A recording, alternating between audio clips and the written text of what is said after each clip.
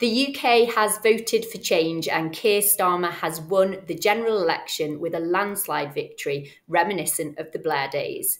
In his victory speech, he kept the messages simple. We did it, he said, and change begins now.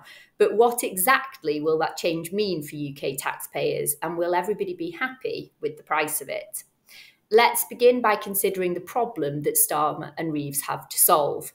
Whilst they've had to backpedal on some of their plan, for example, in relation to green prosperity, they still have a material deficit in public spending that they need to close in order to deliver their manifesto. And given that they've ruled out any changes to the big three, income tax, national insurance and VAT, what will the so-called Labour tax raid look like? Well, it now looks like beyond doubt that we will see the changes specifically set out in Labour's fiscal plan.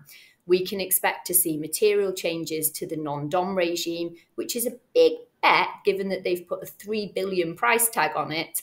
There'll be further revenues generated from VAT applied to school fees and the business rates for the schools themselves, and a 1% increase on the stamp duty rate for non-UK residents. And finally, the changes to the rate of carried interest, which is something that I've spoken about at length before. The latter could have a significant impact on how private equity operates in the UK. And it's an interesting target for the party, given their commitment to wealth creation. But the concern is that the Labour Party won't stop there, given their avoidance of answering wider questions in relation to capital gains tax and inheritance tax in particular.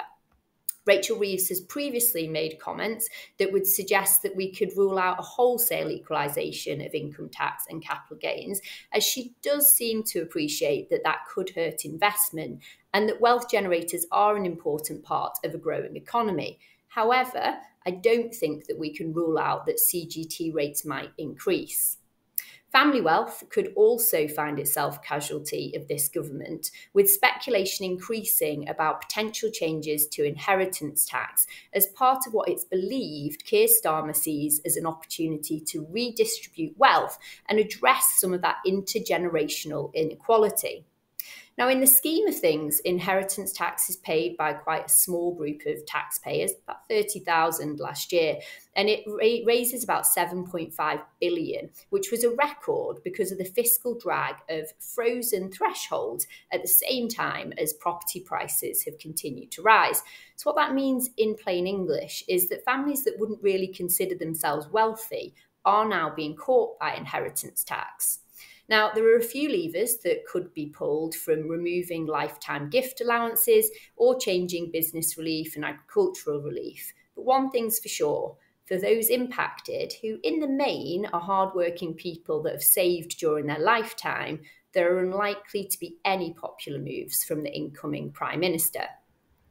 So it's probably no surprise that I have seen a significant increase in the number of clients that are reaching out to me because of all this uncertainty. And in the main, they fall into three categories: private equity, non-doms and UK entrepreneurs, who are all concerned about the lack of detail in relation to some of these areas.